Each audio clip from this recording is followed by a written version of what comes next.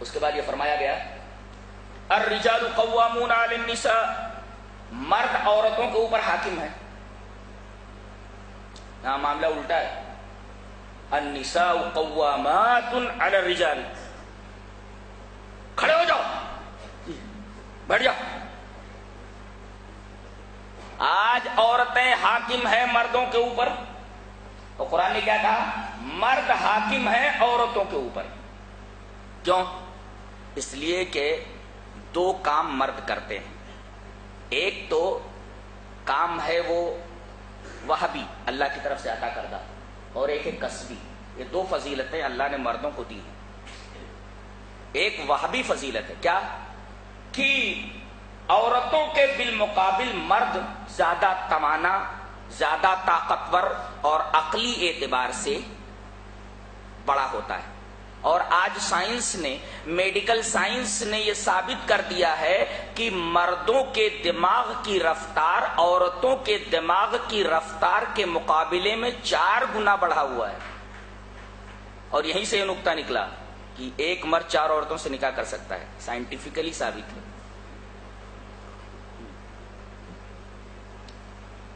Science سے ثابت ہے.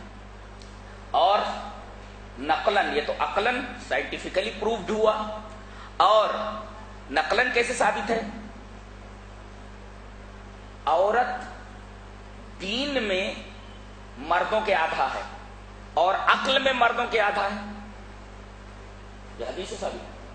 تو 4 نصف از اکول ٹو 4 نصف از اکول ٹو 4 ربع. 4 پاؤ ہوئے نا. آدھا ہے دین میں تو 2 نصف کا 2 پاؤ نا. 1 نصف کا 2 پاؤ. آدھے میں 2 پاؤ ہوتا ہے نا، 1 ربع 1 ربع.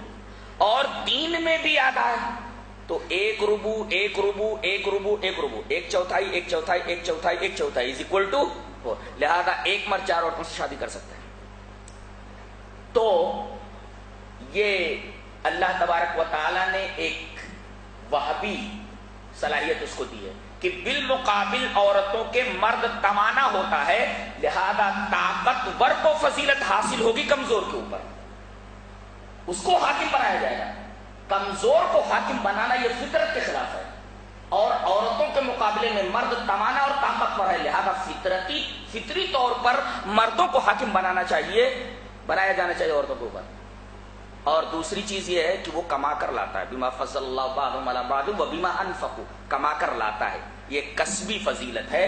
ان 2 فضیلتوں کی وجہ سے مرد قوام ہے عورتوں کے اوپر. اچھا، اس کے بعد ایک نقطہ بتایا گیا، بعضهم من بعض. عورتیں مردوں کا حصہ ہیں، اس لیے کہ عورت حضرت آدم کی پسلی سے بنائی گئی ہے. تو عورت حصہ ہوئی کس کا؟ مرد کا. اسی وجہ سے لڑکا مائل ہوتا ہے لڑکی کی طرف اور لڑکی مائل ہوتی ہے لڑکے کی طرف. کیوں؟ اس لیے کہ بیچارہ یہ بھی ناقص ہے اور یہ بھی ناقص ہے. نہیں سمجھے؟ ارے بھائی اس ایک پسلی نکال لی گئی، پسلی کا ایک حصہ نکال لیا گیا، اوپر والی پسلی تو کمی ہو گئی نا، ناقص ہو گیا نا پسلی نکال کر. اور حوا علیہ السلام کو بنایا گیا. تو یہ جو پسلی نکالی ہوئی ہے کہاں ہے؟ وہ عورت ہے نا. تو میں اپنی تکمیل کے لیے عورت کی طرف بڑھوں گا، اور عورت چونکہ میری پسلی ہے وہ تکمیل کے لیے اپنے میری طرف بڑھے گی. اس وجہ سے فطری طور پر مرد عورت کی طرف جھکاؤ رکھتا ہے اور عورت مرد کی طرف میلان رکھتی ہے، جھکاؤ رکھتی ہے. بعضهم من بعض، ان میں سے بعض کے اجزم ہیں، جز ہیں. اور یہاں ایک نقطہ سمجھایا گیا کہ جب ایک دوسرے کا جز ہیں، اب بتائیے ہاتھ بدن کا جز ہے، سر بدن کا جز ہے. اگر یہ کہا جائے کہ سر ہاتھ سے افضل ہے کہا جا سکتا ہے، لیکن کیا اس سے ہاتھ کی اہمیت گھٹ جاتی ہے؟